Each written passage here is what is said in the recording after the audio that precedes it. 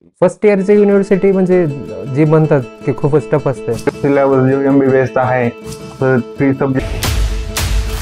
Cheating होते का university exam? Dean सरांना कॉल करायला लावला. हो, तेव्हा त्याला येस मेथड सांगत होतो.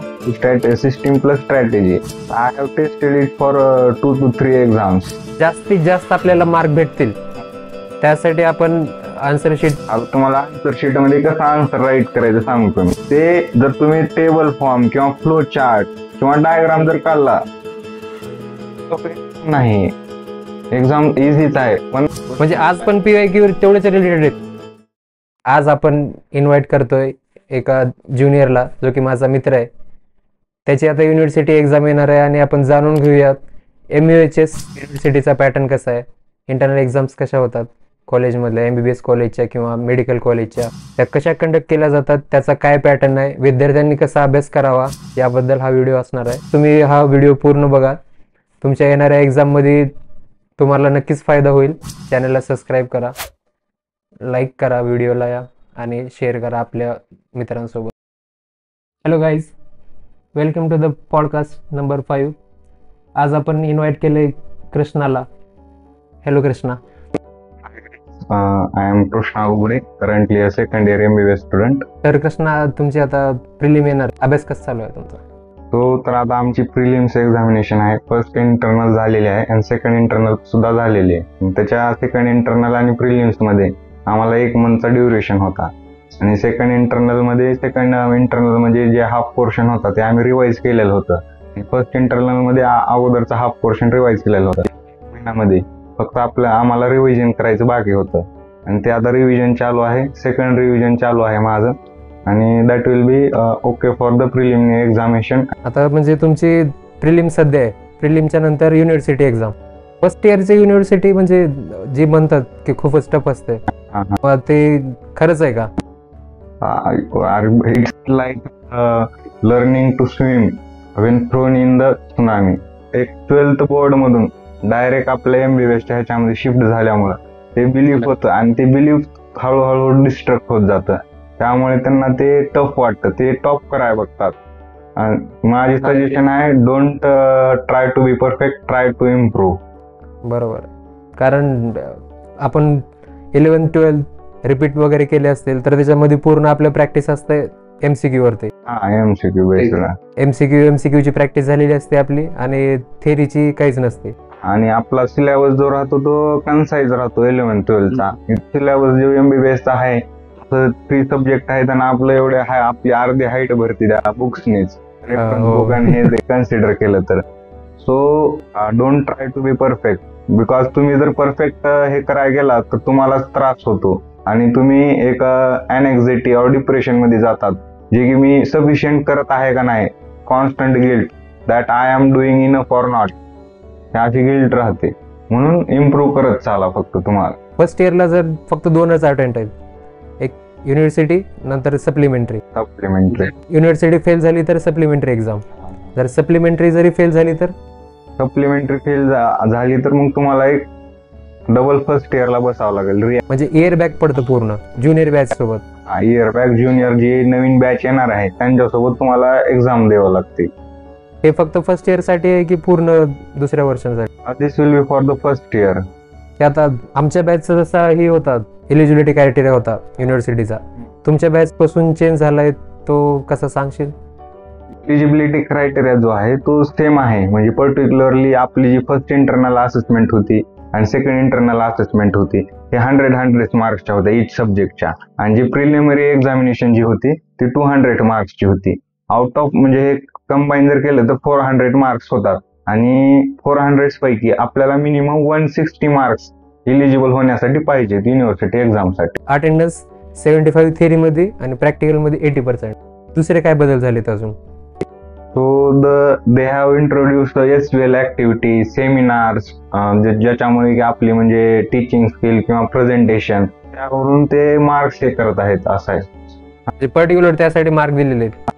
आणि ते काही ते अटेंड करावं लागतात. म्हणजे काहीच जर अटेंड केलं तर मग ते एलिजिबल करणार नाहीत असं आहे. आणि हे जर त्यांनी अटेंड केले तर they should be consider eligible for the university exams.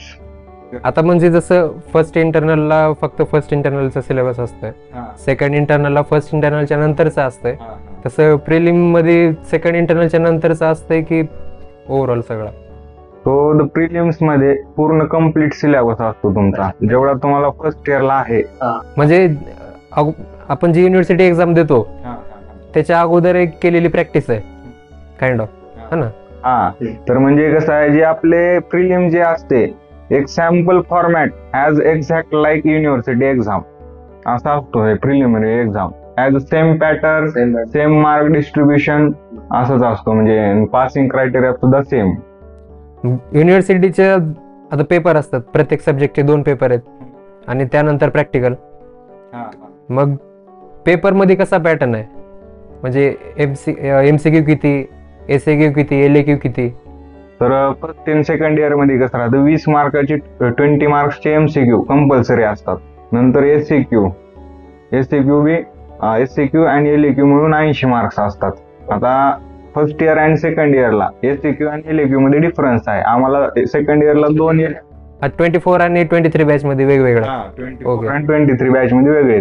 24 बॅचला single LAQ आहे आणि तो पण कंपल्सरी आहे, आणि 23 बॅचला 2 LAQ आहेत, ते पण कंपल्सरी. आणि SAQ त्यांना जास्त आहेत 24 बॅचला, आणि 23 बॅचला SAQ कमी आहे. म्हणजे किती कसं मार्क्स डिस्ट्रीब्युशन कसं आहे SAQ मध्ये? आता फर्स्ट इयरला जे आहे 4 मार्क्सचे काही SAQ आहेत, 5 मार्क्सचे SAQ आहेत, आणि 7 मार्क्सचे सुद्धा SAQ आहेत. आम्हाला कसं आहे 7 मार्क्सचेच SAQ आहेत सगळे, आणि एक 12 मार्क्सचा LAQ. त्यांना 4, 5, 7 मार्क्सचे SAQ आणि 12 मार्क्सचा LAQ हे 24 बॅचला. एक LAQ तो पण कंपल्सरी आहे. आता मी एक मेथड सांगतो जे की मी यूज केलेली होती, बेस्ट मेथड आहे. त्याचा आहे म्हणजे सिस्टीम प्लस स्ट्रॅटेजी कॉम्बो आहे. ते युनिव्हर्सिटी एक्झामला सुद्धा म्हणजे स्टडी म्हणजे अपिअर होण्यासाठी यूज होतो. म्हणजे सिस्टीम म्हणजे कसे, टॉपिक वाईज त्याचं वेटेज, प्रत्येक टॉपिकला सेम वेटेज नसतं ह्याच्या. म्हणजे आज पण PYQ तेवढेच रिलेटेड आहेत का जेवढे की अगोदर होते, किंवा नीट सारखे त्या टाइप मध्ये? नीट सारखे त्या टाइप मध्येच, पण थोडा इथं डिफरन्स असतो. म्हणजे कधी अनएक्सपेक्टेडली असतो, पण नीट मध्ये म्हणजे प्रोबॅबली ऑलमोस्ट 2-3 क्वेश्चन्स एका चॅप्टर मधून असतात. पण इथे कसं आहे वेटेज वाईज, म्हणजे असं जसं की कोणता पर्टिक्युलर एखादी अॅनाटॉमी मध्ये कुठलं एखादी असं, आता अॅनाटॉमी मध्ये कन्सिडर केलं तर अप्पर लिम, लोअर लिम, किंवा त्या ह्याच्यामध्ये कुठल्या याला जास्त? अप्पर लिम, क्युबायटल फोसा, असे हे जे टॉपिक्स आहेत हे कॉमन येणारे क्वेश्चन्स आहेत. आणि जे काही आता दुसरे असले नर्व्स कोणचे आहेत ते एक्स्ट्रा आहेत, ते करण्याचीच गरज नाही. म्हणजे एक्झाम साठी अंडरस्टँड साठी बेटर आहे ते. हे असे PYQ वगैरे कुठं भेटतात? MAHS चे आपले PYQ जे आहेत ते एक प्ले स्टोर वरती ऍप आहे, प्रिव्हियस इयर्स MAHS म्हणून. त्याच्यावर ते जे क्वेश्चन पेपर आहेत, म्हणजे डायरेक्ट क्वेश्चन पेपर अपलोड केलेले, क्वेश्चन पेपर अपलोड केलेले आहेत, त्यावरती भेटून जाईल तुम्हाला ते. आणि काय इम्पॉर्टंट टॉपिक्स पण असते त्याच्यामध्ये, प्लस त्यांचं बुक पण आहे जे की त्यामध्ये त्यांनी MCQ दिलेले आहेत प्रिव्हियस इयरचे याचे, आणि क्वेश्चन्स पण दिलेले आहेत प्रिव्हियस इयरचे. प्रत्येक टॉपिक वाईज त्यांनी असं डिस्ट्रीब्यूट केलेलं आहे. भलानीचं पण आहे. एक आणखी एक आहे युनिक पब्लिकेशन आम्ही रेग्युलरली यूज करतो, जे की MCQ मध्ये मोस्ट ऑफ द टाइम 20 पैकी आम्हाला जास्त जर स्कोर करायचा असला 18-19 मार्क्स, तो आम्ही डेफिनेटली युनिक वाचून जातो. युनिव्हर्सिटी साठी भलानी सफिशियंट आहे? Yes, I have tested it for 2 to 3 exams. Last year university and this year first and second internal assessment. तर सांगत होतो सिस्टीम प्लस स्ट्रॅटेजी. पहिल्यांदा through topic wise distribution understand करून घ्या. कोणत्या टॉपिकला जास्त वेटेज आहे एका सब्जेक्ट मधून, कोणत्या टॉपिकला कमी वेटेज आहे. पुन्हा पेपर 1 चे चॅप्टर्स, पेपर 2 चे चॅप्टर्स किती आहेत तुम्हाला हे डिस्ट्रीब्यूट करून घ्या. त्यानंतर तुम्ही रिव्हिजन स्ट्रॅटेजी म्हणजे रिव्हिजन कसं करायचं, एकदा फुल सिलेबस रिव्हिजन पहिल्यांदा सुरू हे.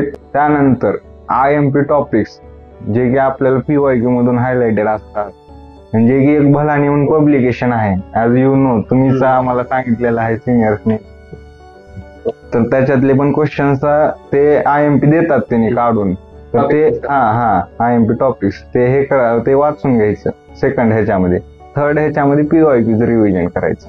सिलेबस त्याने तुम्हाला कोणता पण बाहेरचा क्वेश्चन आला तरी सोडता यावा, ऑड क्वेश्चन आला. ऑड क्वेश्चन्स, कारण रिअल थिंग कशी आहे, 60 to 70% जो क्वेश्चन पेपर असतो MHS चा तो प्रिडिक्टेबल असतो, आणि रिमेनिंग 20 to 30% जो असतो तो काय असतो म्हणजे MHS तिथं वाईल्ड जातं.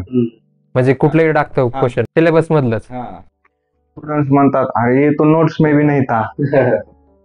ते कोण म्हणतात जे फक्त बलानी वाचून जातात, बलानीच्या बाहेरचा एकही क्वेश्चन आला तर मग ते तसं म्हणायला चालू करतात. त्यामुळे मी सजेस्ट करतो आपलं जे वाचताय ते म्हणजे अंडरस्टँड झालेलं पाहिजे, फक्त वाचणं नाही, रिडिंगच नाही तेवढं. आणि प्रोफेसर काय करतात तर बेसिक कन्सेप्टला थोडं ट्विस्ट करून बघतात, म्हणजे तुमची डेप्थ कितपर्यंत तुम्ही अभ्यास केला, स्टडी केला. ते मेनली ते MCQ मध्ये दिसलं जात आहे. MCQ मध्ये त्या टाईपचं आहे. जर तुम्हाला MCQ जर खरेच क्रॅक करायचे असतील जास्तीत जास्त तर मग डेली अभ्यास आणि डीपली अभ्यास करायला लागणार. जे सध्या ते आता 25 बॅच जे येणार आहे, ज्यांची नीट झालेली आहे सध्या, त्यांच्यासाठी तो तर कसं आहे माहितीये का, जे आता न्यू अपिअरिंग स्टुडंट्स म्हणजे MBBS मध्ये येणार आहेत, first of welcome for them and congratulation for big achievement. तर त्यांना कसं आहे, आपलं MHS कंडक्ट करतं एक्झाम्स MBBS चे महाराष्ट्रामध्ये, आणि आपल्याला म्हणजे जे कॉलेज तर्फे कंडक्ट केल्या जातात ते 3 एक्झाम्स असतात, जसे की फर्स्ट इंटरनल, सेकंड इंटरनल आणि प्रिलिम्स. हे 3 एक्झाम्स असतात कॉलेज तर्फे कंडक्ट केलेल्या, जे की तुम्हाला इलिजिबल करतात for appearing the university examination. आणि एक तुमची युनिव्हर्सिटी एक्झामिनेशन राहते जे की MHS कंडक्ट करते. सो बेसिकली तुम्हाला 1 year मध्ये 4 एक्झाम्स असतात, जे की first internal, second internal, prelims and तुमची फायनल युनिव्हर्सिटी एक्झाम. अभ्यास करा. ते तर करावंच लागतंय, कारण जर तुम्ही अभ्यास करणं झालं पासिंगच डिफिकल्ट होऊन जाते. काही स्टुडंट्स आहेत आणि टफ एक्झाम नाही, एक्झाम इझीच आहे, पण अभ्यास रेग्युलरली कन्सिस्टंटली करायचं राहतंय. आणि आता काही जणाला गिल्ट असतो, I am doing enough or not, त्या ह्याच्यामध्येच राहतात, आपण किती केलं पाहिजे किती नाही. कारण जे त्यांनी ह्याच्या नीटच्या प्रिपरेशन मध्ये होते ते डायरेक्टेड लर्निंग होती, त्यांना माहित होतं टीचर्स कम्प्लिटली डायरेक्ट करत होता, जसं की म्हणजे त्यांना स्पून फीड केलं जातं. हो, इथं आपल्याला आपली डायरेक्शन चूज करायची, जे की म्हणजे आता काही जणांना फ्री टाइम असतो ते काही कशामध्ये डिस्ट्रॅक्शन मध्ये यूज करतात, त्याच्यामध्ये मेंटल हेल्थ खराब होते, आणि जे स्टडी करायचे, जे आपला मेन गोल आहे MBBS चा अभ्यास करणे, ते पण ते विसरून जातात त्या डिस्ट्रॅक्शनच्या ह्याच्यामध्ये. नीटच्या प्रिपरेशन मध्ये पूर्ण तुम्हाला टीचर्स DPP देतात, तुमच्याकडून करून घेतात सगळं. इथं तसं नसतं युनिव्हर्सिटीमध्ये, ते आपल्याला स्वतः सेल्फ स्टडी करावं लागतं. टीचर येणार, शिकवून जाणार, बस. जर जसं आपल्याला नीट एक्झाम मध्ये ड्रेस कोड असतंय प्रॉपर, तर युनिव्हर्सिटीसाठी पण तसंच असतंय की तो तर ड्रेस कोड जे आहे युनिव्हर्सिटी एक्झाम साठी, जे की MBBS च्या पर्टिक्युलरली, तर ते कसं आहे, आपल्या नीट मध्ये एक नॉर्मल टी-शर्ट अँड एक night pant without pockets, so much pockets and एक स्लीपर होते. सो आणि इथं कसं आहे, आपल्या MBBS च्या ह्याच्यामध्ये इव्हन स्लीपर सुद्धा तुम्हाला आत घेऊन जाता येत नाही एक्झाम हॉलमध्ये. आणि ते तुम्हाला म्हणजे विदाउट चप्पल एंटर करावं लागतं एक्झाम हॉलला. अच्छा. आणि जे ड्रेस पॅटर्न आहे ते सेम आपल्या नीट त्याच्यासारखं, आणि वॉटर बॉटल सुद्धा तुम्हाला आत नेता येईल, त्यांनीच प्रोव्हाइड करतात. इव्हन तुम्हाला पॅड पण न्यायची नाही, एवढं स्ट्रिक्ट आहे ते. नीट सारखं सेम. तुम्हाला एक पाऊंच घ्यावा लागतो, त्याच्यामध्ये तुम्हाला जे पेन्सिल तुमचं काय जे घेऊन जायचे किंवा रायटिंग मध्ये आपल्या घेऊन जायचंय ते हे. मग आता मेन मुद्द्याची गोष्ट, चिटिंग होते का युनिव्हर्सिटी एक्झाम किंवा MBBS एक्झाम मध्ये थ्रू आउट द इयर होते का, कसं आहे? तो चिटिंग जे आहे आपल्या म्हणजे कॉलेजमध्ये थोडे बहुत चालते, पण जे युनिव्हर्सिटी एक्झाम असते आपली, तर तिथे असतात CCTV स्क्वॅड्स असतात, आणि एक इन्व्हिगेटर असतो असा पण असतो, जे की आउट ऑफ नोवेअर अपिअर होतो, जे की चिटिंग करलाय त्यांना पकडण्यासाठी. मग जे चिटिंग आहे, आता तुम्हाला एक इन्सिडेंट सांगतो, माझ्या फ्रेंडचाच आहे, क्लासमेटच आहे, फर्स्ट युनिव्हर्सिटीचा युनिव्हर्सिटी एक्झाम. तर त्याने काही म्हणजे सिलेबस कम्प्लीट रिव्हिजन झालेला नव्हता. मग तो एक्झाम हॉलमध्ये आला, हॉल तिकीट होतं, हॉल तिकीटचं जे बॅकचं पेज जो असतो ते पूर्ण ब्लँक होतं. तर त्याने मग तिथं एक्झाम हॉल मध्ये आल्यानंतर त्याने तिथं पेन्सिल मुद्दे लिहून काढले विसरू नयेत म्हणून. त्याला म्हणजे विसरू लागली होती, त्याने ते लिहून टाकलं, लिहून हे केला. आणि मग एक्झाम आपली चालू झाली, एमसीक्यू संपले. मग हाफ आवरने एमसीक्यूचा आमच्याकडून घेतला ते क्वेश्चन पे हे असतो, आन्सर शीट असते. नंतर पुन्हा नंतर आपलं जे थिअरीचा आहे 80 मार्क्सचा मग ते चालू झाला. मग त्याने त्याच्यातलं थोडं थोडं बघून लिहू लागला. त्याला एका इन्व्हिजिलेटरनं त्याला हे केलं, पाहिलं आणि आणि त्याला जाऊन हे केले. ते जे लिहिलेलं होतं हॉल तिकीट ते मॅमनी त्याच्याकडून असं हातातला असं करून घेतल्या. So the entire hall attention shift to that guy. This happen. पूर्णतः बेइज्जती झाली असणार आहे. Then 4 to 5 invigilators come to that student. Then they checked him what he have written on the hall ticket bags. So तर तेवढे त्यांनी check केले. त्याच्यात त्याचा अर्धा तास वेळ गेला. तर डीन सरांना कॉल करायला लावला. डीनला कॉल? सरांना कॉल करायला लावल्यानंतर, कॉल केल्यानंतर त्यांनी त्यांच्या रिक्वेस्टवरती त्याला देऊ दिली exam. If you have fought in cheating तर तुम्हाला 3 वर्ष रेस्ट्रिकेट करतायत. 3 वर्ष सरळ एक्झाम नाही, कॉलेज नाही, काय नाही. 3 वर्ष सुट्ट्या, होणार नाही. सुट्ट्या कम्प्लीट सुट्ट्या, 3 वर्ष वेकेशन. सो पेपर लीक्स आणि याचं त्याचं नाही, आपल्याला काही हे करायचं नाही. म्हणजे आता युनिव्हर्सिटी एक्झाम असो, फर्स्ट इयर असो, कुठलेही असो, चिटिंग नाही करायची, कशी नाही करायची. मग जास्तीत जास्त आपल्याला मार्क भेटतील त्यासाठी आपण आन्सर शीट भरला पाहिजे आपला. आता तुम्हाला आन्सर शीट मध्ये कसं आन्सर राईट करायचं सांगतो मी. पहिला आन्सर तुम्हाला जे टूल्स काय काय करायचे आहेत ते सांगतो मी. पहिला आन्सर तुम्हाला heading, sub headings bold and capital letter मध्ये लिहायचे आहेत. पण अगोदर जसं की एसएक्यू असे हे आहेत आपले, एमसीक्यू, एसएक्यू, एलएक्यू, तर सुरुवात कुठून केली पाहिजे आणि कसं करायचं? तो जर तुम्ही एमसीक्यू पहिला आन्सर तुम्हाला हाफ आवर असतो, त्याच्यामध्ये एमसीक्यू तुम्हाला सोडवायचे पहिला आन्सर. नंतर तुम्हाला जे क्वेश्चन्स येतात, क्वेश्चन पेपर दिल्यानंतर ते रीड केल्यानंतर तुम्हाला वाटतं एलएक्यू पहिला आन्सर येतो, तर ते एलएक्यू लिहायचं आणि क्वेश्चन्स दिसावा प्रॉपरली. जर तुम्ही असं लिहित आहात हे एक एलएक्यू लगेच एक एसएक्यू, पुन्हा एक एलएक्यू, पुन्हा एक एसएक्यू, पुन्हा नंतर, असं नाही, ते एक्झामिनर कन्फ्युज, इरिटेट होतं. तुम्हाला लक्षात ठेवा, एक्झामिनरला तुम्हाला इम्प्रेस करायचे, त्याला त्रास द्यायचा नाही, त्याचं काम वाढवायचं नाहीये जास्त. तर त्याचं वाढवलं तर तुमचं काम वाढवतंय. तुम्हाला परत एकदा येऊन द्यावी लागणार तीच परीक्षा. आता सपोज एक आपण सब्जेक्ट घेऊ अॅनाटॉमी. अॅनाटॉमीचा कसा लिहायचा पेपर?